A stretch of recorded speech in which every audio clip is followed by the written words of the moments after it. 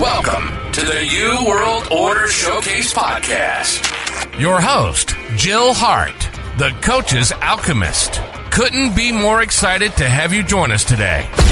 On this podcast, we celebrate the champions of change, the up-and-coming life, health and transformational coaches who are fearlessly stepping forward to make a difference in the world.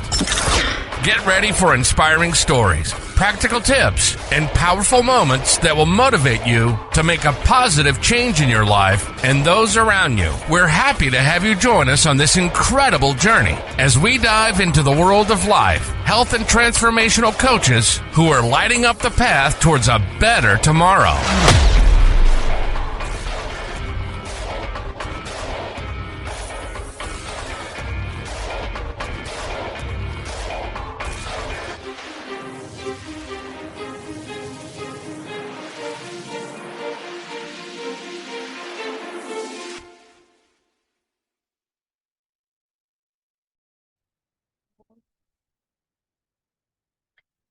Hello, and thanks for joining us today on the New World Order Podcast Showcase. Today, I'm pleased to welcome our guest, Rhonda Johnson, aka Rhonda Jay, businesswoman, limitless human being, and owner of Limitless Empowerment with Rhonda Jay. Welcome, Rhonda. Thank you so much. Thank you so much for taking the time today. I appreciate it. Awesome. I'm so excited for this episode and our conversation. So why don't you just jump right in, introduce yourself, tell us your journey to this point, and tell our listeners what's so intriguing about living a limitless life. Oh, yeah. Okay. Well, thank you so much for that. Again, my name is Rhonda Johnson, aka Rhonda Jay. My business name is Limitless Empowerment with Rhonda Jay, and it is geared mainly to women learning how to take better care of themselves, address their needs, address their feelings, and giving those feelings a voice and then taking action. I have found just in my personal journey with being a card-carrying people pleaser that I fall last on my list a lot. And that's not just by happenstance. That's a lot of things come with that.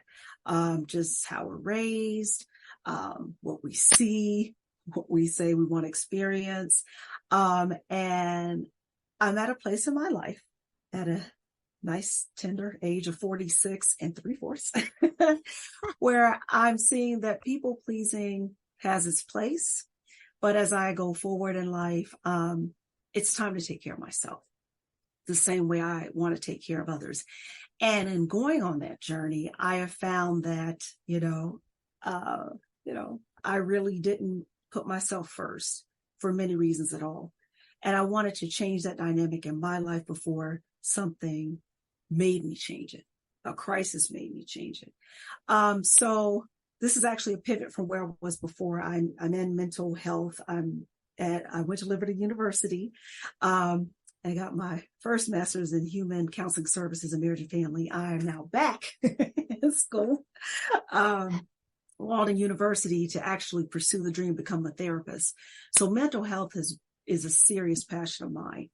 And so that's what I was doing before my business. Then with COVID, I had to pivot. And so I moved to the space of self-care because I just felt like, along with everything else with the pandemic, a lot of people were realizing I'm on the wrong path, either career-wise, or personally, but definitely personally. We're doing a lot for other people. And then when a pandemic, right? I don't know about anybody else. But when I was like, we're living in a pandemic, like, what is this, the History Channel? I have some alternate reality. It was crazy town, right? I was like, what? And it was what I started to see because I was doing my practicum and internship at the beginning of COVID was the fear everybody had. I mean, those of us that I was doing, for my practicum, I would go into the homes of mothers, and we couldn't do that anymore. And some places we were the only support system a lot of the low income, minority, multicultural mothers had. And so when that stopped, gosh, y'all, it was like the growth of the children stopped. The mother's mental health and wellness stopped. Their support stopped. The food, the food stopped. And so I carry that message into now where I'm like, we have to take care of ourselves, but we also, once we take care of ourselves, we also have to build that connection, that support community. We have to keep that going because, like I was saying, with COVID, like in the blink of an eye, everything can change. Yeah. So that's what made me really realize that, one, I had a message of my self-care journey to share. And I also have a responsibility to pay it forward. So that's kind of how I got here. That's really, really wonderful. And yes, when you think about such a traumatic event that it was for all of us going through something like that, when everything it stopped and we're kind of all just like, okay, what do we do now? And I think a lot of the times, like, yeah, okay, we were protecting ourselves and we were, doing what we had to do health-wise and for our families and things like that. It's like, what do we do now? And I think for me, at least, I was kind of lost because I didn't know what to do with myself. So I was like, well, I'm going to try and focus on my health because that's the only thing I can control right now. There's nothing else. Obviously we Skyped and we Zoomed our families and things came out of that. But I think out of that came a lot of awareness, right? Do you find that sometimes people tend to not take care of themselves because they feel like some sort of like a guilt, like if I do something for myself, that somehow that means that I'm not there for somebody else? Is that something that is a reality? Yeah. Well, I think it's a version of reality.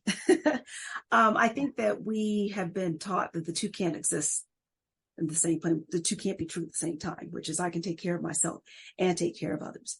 I think that comes from a lack of intentionality, a lack of mindfulness, where it's like, well, it's coming from, it's either one or the other. If I'm taking care of myself, it's to the detriment of others. And if I'm taking care of them, it's to the detriment of myself.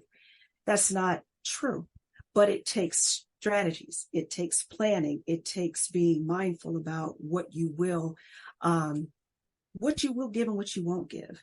The guilt part rather is a little harder to unpack because it's just, I think it just, I don't know whether it comes with the territory of being a woman.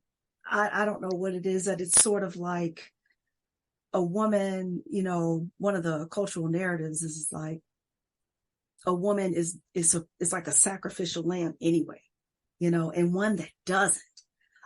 Be it you're a mom or like in my situation, I'm a daughter taking care of a parent. If you don't do that, you are a bad person.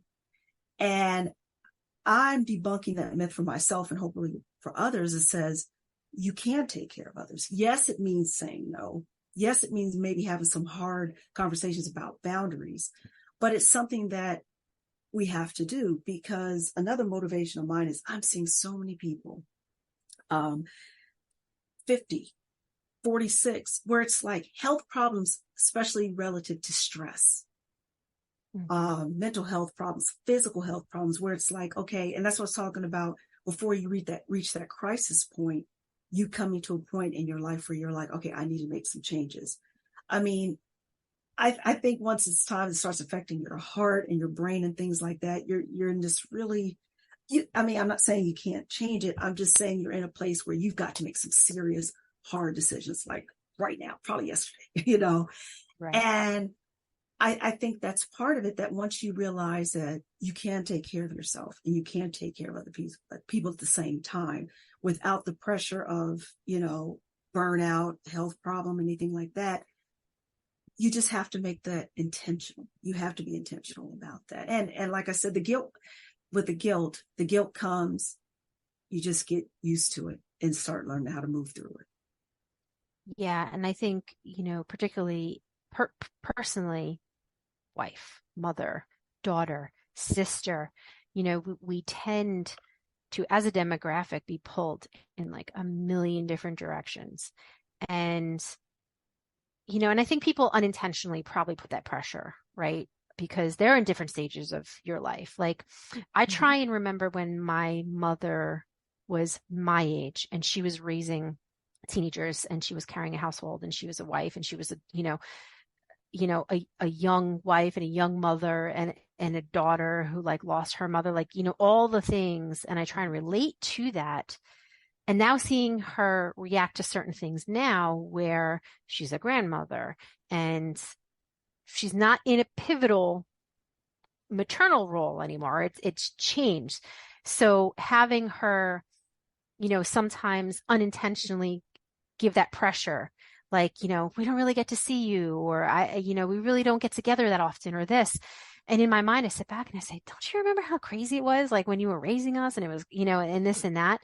And she's so much at a wiser point now in life because she's giving me like the older version, and she's taking care of herself like she didn't used to. And I imagine what a positive that would be if we start grasping that earlier in our lives, right? Mm-hmm. So if I already had those strategies earlier, how many breakdowns right. per se, you know what I mean, that maybe I wouldn't have had, or maybe situations I would have had. And it's okay to have like little down moments, but like I would have been able to deal with them maybe a little bit better. But the pressure and the stress of trying to be everything to everybody, personally, I imagine that's across the board for many women, and we all have different circumstances. I can imagine that that's extremely stressful and unhealthy. It is. So how can I really take care of others if I'm not healthy? Mm-hmm. You can't. That's the reality of the situation. Yeah. Interestingly, I recorded, and I love technology because I recorded it and then it went splat, an episode on this. So this is really helping me craft that episode again. And I go to record it. You can't. I mean, like you really can't. We have to let go of that idea that you can. It's just not possible. And I say that because I feel like we do that because it's like, we don't want people to know how vulnerable we are. We don't want people to know how stressed out and burned out we are, but they know. They know that the attitude isn't the same. They know that your energy and your vibe isn't the same. So whatever we're trying to hide from them, they already know. Some people just, okay, okay. Well, Casey's having a low moment today, or I'm not going to bother her. She sounded a little crazy today, or a little off today, or whatever. But I think we do that because we think that other people don't notice, and we feel they don't notice to say anything. It keeps up that layer and that level of invincibility. Yeah. And I'm like, as invincible as you feel, you're also invisible. And when we don't allow others to see, we're not vulnerable enough to allow others to see where we really are, we miss out on the interconnectedness, right? We miss out on ways where people can help us be better mothers, right? And just maybe just help us be better mothers by relating their stories to us, or just being that person who can create that safe space. This is a person I can go to and tell them, okay, today it just sucks, and here's why. And I know this person is not going to say something like, the things we say that talk, I call it toxic positivity. Well, at least your kids are healthy and fed. Well, yeah, they're healthy and fed, but I'm over here on the floor. So I'm glad for them. Right. Yay for the kids. But I mean, right. They can't be healthy and fed, and I'd be okay too. And it's important to share that message that it is mandatory for you to be okay, for the kids to be healthy, right? Because part of my whole thing in school that I'm just, it's funny how you just come across things in your life and you're like, this is what I want to do. I'm not a mother, but I studied maternal health because I'm big on attachment. And I've seen how maternal mental health as young kids. So I was working with kids when I was doing the home visiting before COVID. They were at the most 2 years old. And you could see the effect of the mother's stress on the child. Mm-hmm. And because I was in mental health, they were like, well, I have this and I have that. And I'm like, like trying to self-diagnose. I said, I don't know. I really don't know what you have. That's not why I'm here. But I'm just seeing how you react to stress and your child reacts to you. And, could be problematic, okay? Because if we don't put in things here for you as a mother, supports, therapy, group therapy, something, your child is already on a path. your child is already, and real talk, your child's already in a minority. So to me, it's like they're looking at the child anyway. And so if the child comes in not able to emotionally regulate, not being emotionally resilient, any type of behavior like that, it's going to be very hard to get them out of that path once they're on it. And so what I begin to realize is, I said, these are mothers who are like, as long my kid is fed, my kid is good, I'm not, but I'm okay. It's like the child picks up on that. The child is, I had a project this summer and I was looking at that. It's like the child is already picking up on your stress and reacting to it. They may react with anger. A lot of children shut down and isolate. Okay. So to the mothers, that's what I'm saying. It's like, you don't want your children, just the same way, like I was saying earlier, the adults see it, the children feel it. And they feel it from a child's point of view. What did I do to mom? Mom's mad at me. So how do I, already at that young age, you're trying to figure out how you sidestep that. Maybe through people pleasing, maybe through anger, maybe through isolation. You see what I'm saying? Isolating yourself from that person, isolating yourself from others. So it's a whole thing when we don't take care of ourselves. It's just that drop that has that ripple effect through our families and through society. So it's so important to take care of yourself as a mother. Yeah, I was literally just going to say that it sounds like it's such a ripple effect, because when it affects one portion, it's just going to flow into other portions of your life. And you're right. When you think that you're hiding it, or you think that you're masking it, or you're pretending that you're, maybe stronger than maybe you want to admit that you are, or let other people know that you're admitting that you need help, or, that's somehow a deflating feeling. It's like, I can't do everything, and I can't let everybody know that I can't do everything. So I'm going to try and do everything. I'm going to stress myself out, and I'm going to make myself sick. It's just like this cycle. Yes. And then when you really think about it, especially if you are a mother, those things are being watched by your children. They're watching you, and they don't have the perception to kind of say, Mom, why are you acting like this? They're internalizing that. So we don't, we tend to not realize that those are we think that, okay, well, I'm not going to yell and scream, and I'm not going to be, a tyrant, and I'm not going to curse, and I'm not going to do these, that those are the only things that their absorption, right? Children just absorb everything from the moment that they're born. Even before that, I believe, in the womb, I believe, that's why they had us listen to music and, and things like that. But it just, why wouldn't that change? Like, if we were having them like that in the womb, why wouldn't we carry those practices on after? And it does, it affects you. And how can I pretend to be okay when I know I'm not? And I think it's important to have a good support system and a way to navigate through those feelings and be like, okay, today I'm feeling really overwhelmed. I'm on edge for whatever reason, and be okay and admitting, like, I need to step back a little bit.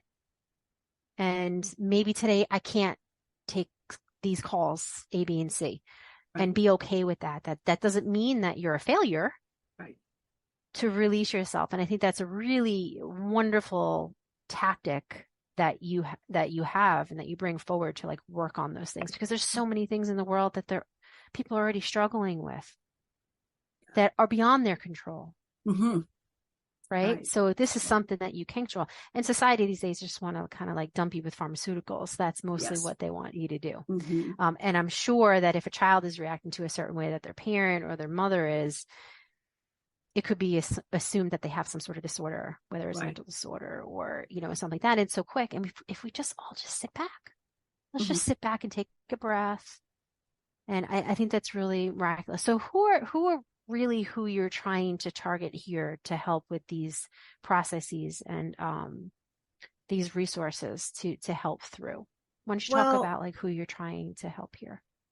Well, I'm actually looking for more of an age range, because it's more a level of receptivity, so that you understand a person probably between like 30 and 60. I feel 30, you're starting to get that awareness, like, wait, what's happening? You're starting to become more aware of, what you want in life. I think your ideas and your values are really starting to formulate and take root.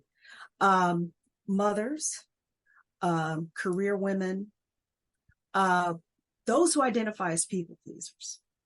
Okay. So I sound like I'm talking to every woman, but it's a level of awareness. I know it's kind of vague, but it's a level of awareness where you understand you want to take better care of yourself because you want to be a better mother. You want to be, and if you're a career woman, you want to be better at your career. You probably have a sense of feeling disconnected, maybe feeling anxious a lot, not sleeping very well, maybe depression. And I say that in the sense of the things that you used to take pleasure in, you don't take pleasure in anymore. And you're looking for a way to connect with yourself and relax. That's where I am there. And I want you, like, my big thing is journaling. That's like, I'm big into creating digital content. That's another one of my pivots. And one of them is journaling, because I want to stop that chaos in your mind, all those thoughts running around, and have a place where you can see the thoughts and you can do so. It's just you. So it's like a judgment-free area where you're like, you can look at those thoughts and say, oh, that's kind of a bad way to think. And then become aware of it and say, okay, what are some good next steps? Okay. And though there are products that I sell for that as well. Just real talk. I like to get back into coaching for that reason. I think that support will be good.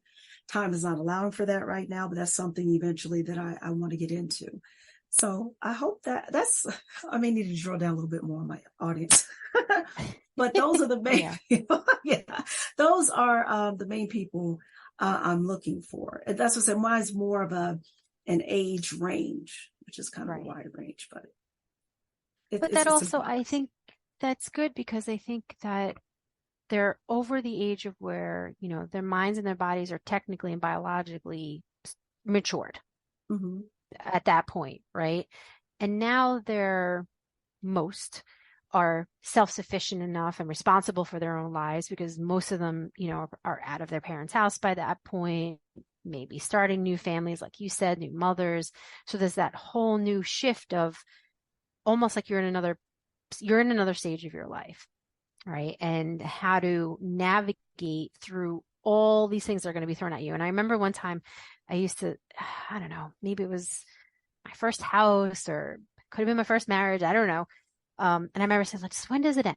Like something was happening with the kids, something was happening with work. And, maybe I lost my job. I can't remember. It was an outlying event that had happened. And I remember there was like a number of things that had happened. And I just remember crying to her. And she was like, I was like, when does it stop? When is it? Like, when do you ever and she was like, honey, it doesn't stop. It doesn't ever stop. There's always going to be something. Mm-hmm. So you have to learn and grow from each thing. And of course, you listen to mom, like, yeah, okay, mom, like, right. But in hindsight, when I wish I would have listened years and years ago, because I'm 44, not much younger than you. Mm-hmm. And I'm at 44 going, I'm still like, what the heck? Like, how, right. I feel like I should be seasoned in this, like, but that's not because I don't have the proper ways of dealing with things or getting through things and things like that. Have you found that people are either one, in denial that something's going on, or two, they're having trouble admitting that they can't be everything for everybody and please everybody? Do you see it as one or the other or both, or is it something totally different? I'm just curious to see like how people's minds, because it's fascinating to me how everyone's minds work. I think the more I dip into this subject, the more I'm like, it is an American dictate, and then your specific culture has a lot to do with it, how it's shaped. And I think it's baked in, right? I call it, one of my friends posted something in July. I had a little series on my personal page and my business page about hustle versus alignment. And so the word hustle is, diametrically opposed to taking care of yourself. Like it's like, how do you do it? And so it's like, you can't, like, you have to make a conscious decision whether to hustle or align with your values. And I think when it comes to that conversation, it's like, well, I'm not going to be great. I'm not going to be this person. I'm not going to be, I don't know, Beyonce, whatever. I had a kids and this. And I was like, Beyonce ain't Beyonce either, baby.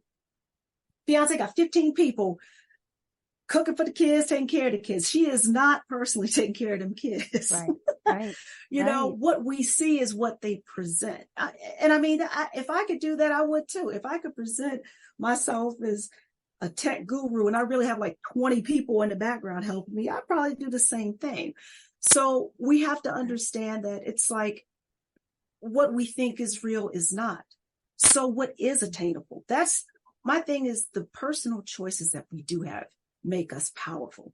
That's the empowerment. That's the confidence part. Okay. So I have these kids. I have this house. I can't clean the house like I like to. Okay. What can I do? Well, would it be too bad to hire a housekeeper? Can I do that once a month, once every 2 months to help me out? Okay. And you go through whatever that comes up, you know, oh, well, no, Mary can do it. This. And my thing is, let whatever come up. If it's feelings of inadequacy, feelings of failure, that's going to happen. My thing is part of this self-care process is addressing those things and then getting back to what needs to be done. You see, so it's like, okay, yeah, I feel guilty. Yeah, I may get some backlash. And if I do, if somebody feels like they need to say something, I can choose whether to make that a conversation or not. But at this point right now, I want the house cleaned. And I need to figure out, I can't do it. I don't have the energy today. I'm too tired. What can I do? And so we push back on that narrative that says, well, then, you know, you're a bad mother if you can't. Why can't you? Mm-hmm. Right. Is just to get women to think about, think about different choices, different ways to handle it, and understanding that they are foreign to what you're used to. You're not used to asking for help. You're not used to saying, oh gosh, I need help with this. It's about learning vulnerability too. But that vulnerability in so many ways will save your life. So I feel that's what I feel like it is. It's just societal, cultural. It's this whole mindset of you can do it all if you just fill in the blank, and how you can do most of it, but you have to be counting up the cost each and every time you make that decision. Yeah, you know, and to that point, no, it did. Absolutely. And I think to your point is, in essence, if we're kind of trying to get through it, barely making it, not sitting back, taking a breath and learning how to control those emotions and those feelings and those stresses, anxieties, staying centered, that means we're not putting our all into all of the things that we're doing. So when I'm being wife, mother, daughter, sister, PTA mom, whatever you say, whatever, bill payer, like our roles are like endless, right? I feel like, in a sense, like if you're not fully healthy and you're not fully centered, you're not giving 100% to all those things. So you're maybe you're giving 50 to this one, and maybe you're giving 20 to that one, but you're doing really good on, maybe being the soccer coach, right, because that's something maybe a little bit more fun. So like 100% you're there. So I feel like to be successful, I mean, the roles aren't going to go away. I still have to do what I have to do, right? Like that still has to be done. I'm not trying to eliminate roles, but I think if we're healthy, we're succeeding in those roles. And then in hindsight, when we're doing well and we're succeeding at down those different paths, ultimately that feels better. Yeah. Right. We're rocking it. We're doing each thing and we're killing it. You know what I mean? Yeah. It's not going to be perfect all the time, but you feel like you're succeeding a little bit more, like you can be proud of yourself, and that being a positive, instead of just constantly reminding yourself, I couldn't get to the vacuuming today. Right. I couldn't get to the vacuum today. I was focused on this and that, but I did really good in this and that. So I'll do the vacuuming tomorrow, but not letting that tear your insides out. Like, oh my gosh, I didn't get the vacuum done. I am horrible. I don't keep my house clean, because then we tend to snowball, right? We're like a species of snowballing and being Yes, dramatic. we are. Yep. Yes. If CPS came, they would arrest me because I have, Right. cobwebs in the corner of the house. Right. Yeah. Right. Exactly. Right. So, yeah. Yeah. So I find that like, yeah. Go ahead. I just think it's really positive. Like if you're fully invested in keeping yourself healthy, you're going to be performing better. Right. Right. And you actually let go of that perfectionism. Right. So now incremental things mean a lot. So today I actually, I cleaned the toilet today. Okay. And your soul satisfied with that. Like, oh, that's, and maybe next month, we'll get to the sink too. But if not, I like the way you said that. You're not a bad mom, a bad human, CPS is coming, everybody, It's because nothing will have you laid out, in my opinion, more than that mess. That mess right there. And that to me is what I want to stop for women. That, okay, I did not do this one mundane task in the scale of all things. That means I'm this. No, it doesn't mean anything unless you give it that value. So if we don't give it the value of who am I as a person, so what I do, what I don't do is a measure of who I am, then I can do so many more things. I can, or not. And you're still one of the living. You're still awesome, And so we begin, like I said, you begin to be able to make choices, intentional choices of not only what you do, what you don't do, but what you think and what you don't think. Because now it's not tied to your intrinsic value. It's not tied to who you are. Now, other people may, and that's their business. But when it comes to you, yourself, you know that you're a good mom. You know that you are a good wife. You are, whether that toilet's clean or not. Right. And like, it's not going to lead to, I'll say it like this. If the toilet's, a mess, and this is a mess, and you got roaches and stuff like that, a whole lot of other things are going on, then you need a housekeeper. You got a whole bunch of other issues you need to deal with. But that's not, by and large, everybody. Everybody's like, I just didn't have time to get to it. And that's where we keep it. I didn't have time to get to it today. Like you said, we'll get to it tomorrow. We may even get to it on Thursday. And all that's okay. Because I know it's like, but it's true. All that's okay because I'm a good person. I'm not a measure of what I can or did or didn't do. Yeah, 100%. And I think, just as a human race, I think we all do it, men and women alike.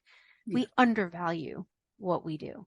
So when someone just cleans the toilet or just gets the vacuuming done, that's still an important thing because it needed to get done. So it's important. So I think we tend to kind of undervalue the things that we do, and that doesn't feel good. That's, to us doing things, we oh, that's not really that important. So, and I got it done, but what does that really mean? That's not giving me a medal. It's not giving me, I'm not being elected some kind of position because, you know what I mean? So I think we're kind of like definitely our own enemies when it comes to that, because we're trying to quantitatively rate ourselves all the time. Right. And it's like, I just want to tell myself, like, lay off.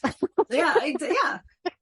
Because again, you got to realize you're comparing you're comparing yourself to giants.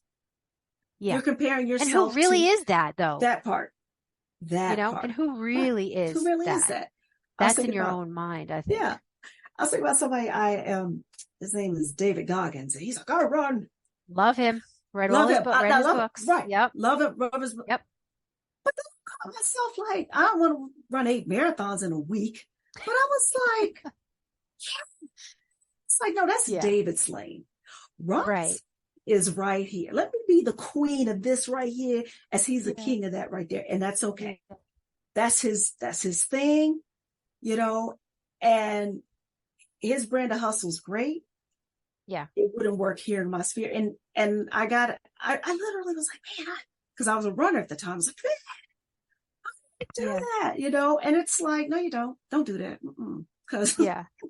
I have a funny David Goggins story, actually.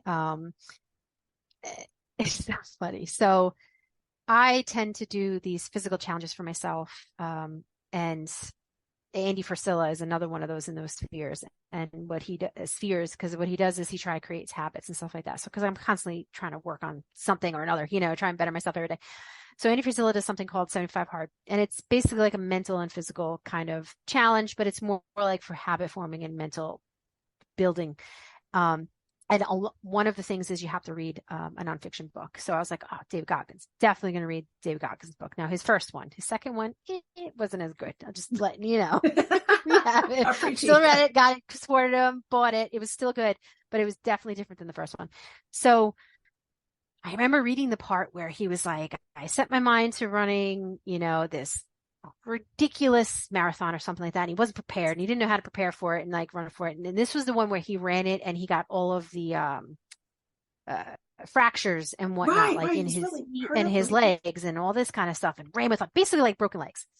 So I was doing my challenge and I went on a walk, and during my walk, this sky opened up, and I was a good 20 minutes from home. There was no way whatsoever. And I live in a very rural area. So I don't have a lot of cell service. So I was like, all right, well, it's raining. I mean, you know, and I'm trying to motivate myself. Like, okay, it's just rain. Casey, it's just rain. You're not, you know, all right. So I'm walking. And my fiance at the time drove by. He was like, I've been going your normal route, just to make sure you're okay and all this kind of stuff. And I said, no, I'm fine. And I was reading this book and I got my and I'm drenched and my clothes are sticking to my body and my sneakers are every step, water's flying out. I mean, it was like a torrential flooding rain. Wow. And I was like, no, if David Goggins can run with fractures, I can walk in the rain. And he was like, okay, just call me if you need me. There's pushing yourself, but there's overdoing it also. Yeah. Just keep that in mind. And then he kind of took off and then texted me, but no. And they did it. And I did do it. And I just kept talking to myself and pushing myself. So sometimes, you do have to push yourself a little bit, and be a little hard on yourself. But that's so funny that you brought him up. So that was totally off key a little bit with the story. But when you said David Goggins, that's what came to my mind was that. But most of the stuff is unattainable, and you have to, like you said, if you don't know what's behind the scenes. Yeah. So if you're comparing yourself, and I think we do that as a society itself, and you're so right on point with culture and society, because we tend to look at these people, and say, well, how can they do it? How come they're this? And how come and we constantly compare ourselves, and that's just another layer of stuff that we put on ourselves, right? So yes, yeah. And I mean, 100%. That was a great story because that demonstrated the point. The point was there was intentionality, right? You're like, oh, Goggins, and you made a decision right then and there to keep going forward, and now you have a great story to share and you persevered. But, if you decide to get in the car, that would have been smart too. Smarter. The 4 people who looked at me that passed and was like, do you need a ride? Are you stuck? What's happening? And I was like, I'm fine. Clearly not fine. For this. Yeah, right. She can't be.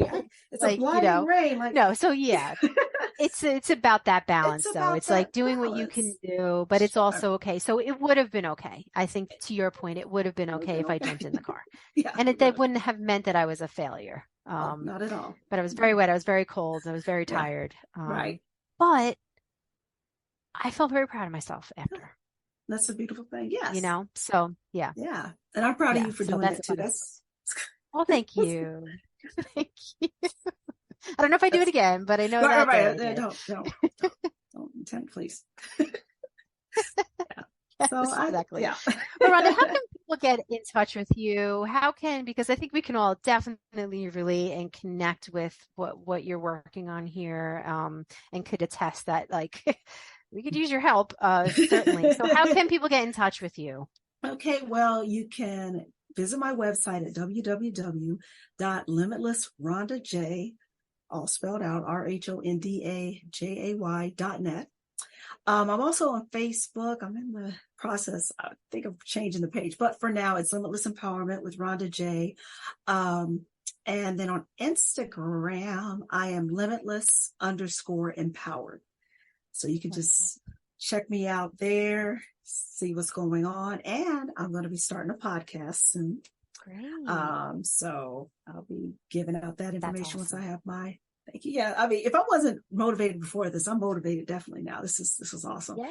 So yeah, Awesome. I'll be starting a podcast. Yes. So Great. Yeah.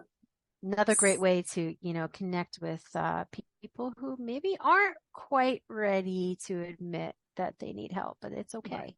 Yeah, it's a process. It's a process. Absolutely. Well, Rhonda, thank you sincerely from the bottom of my heart. Thank you.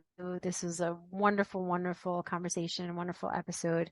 Fascinated with the way that you want to empower and help people. And, we'll definitely list all of your contacts when we release the episode, of course. But thank you so much for your time today. Thank you. Thank you so much for tuning in to another empowering episode of the You World Order Showcase podcast. We hope you've enjoyed hearing from our incredible life, health, and transformational coaches who are making a profound impact on the world. Remember, change begins with you, and you have the power to transform your life and the lives of others. If you want to take that next step and unlock your true potential, visit thecoachesalchemist.com, where you can find the 3 ways we can help you for free to spin your talent into gold with clarity, a system, and a plan. Don't forget to hit the subscribe button so you never miss an inspiring episode. And if you enjoyed today's show, we'd greatly appreciate it if you could leave us a review on your favorite podcast platform. Your feedback means the world to us and helps us reach more people with our positive message. Stay connected with us on social media for updates, behind-the-scenes content, and upcoming guest announcements. You can find us on Facebook at the You World Order, or simply visit thecoachesalchemist.com.